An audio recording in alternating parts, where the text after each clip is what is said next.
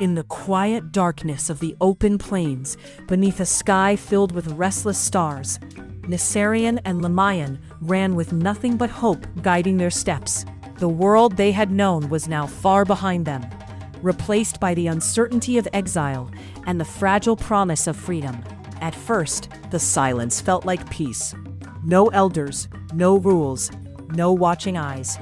Just the two of them, walking side by side across the vast land. But as the days passed, the beauty of freedom began to fade, and reality slowly took its place.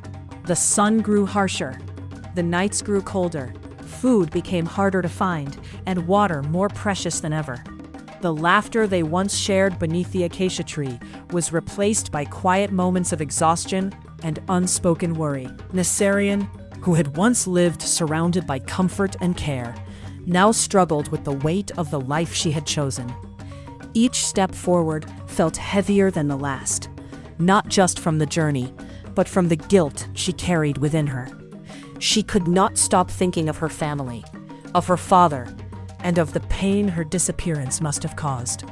Lemayan saw it in her eyes, even when she said nothing.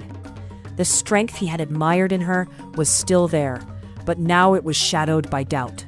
He blamed himself, wondering if love had led them into a life they were not meant to survive. Far away, their absence had not gone unnoticed. In Naserian's village, anger burned like fire. Her father stood before the elders, his voice filled with both fury and heartbreak. To him, there was only one explanation: his daughter had been taken. In Lemayan's clan, the story was different. Whispers of betrayal spread quickly. A warrior who had chosen love over loyalty was seen as a danger to them all. His actions were not just personal, they threatened the balance between clans. The tension that had once lingered quietly now began to rise. Words turned into accusations. Accusations turned into threats. And slowly, the path toward conflict began to take shape. Back in the wilderness, Naserian and Lemayan found temporary shelter near a small watering place, hidden between tall grasses and scattered acacia trees. For a moment, it felt like they could finally rest. But peace did not last long. One evening, as the sun dipped below the horizon, they encountered a lone traveler, an elder who recognized the markings of their clans.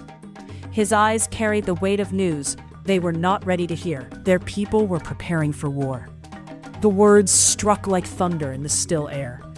Everything they had tried to escape was now growing into something far worse.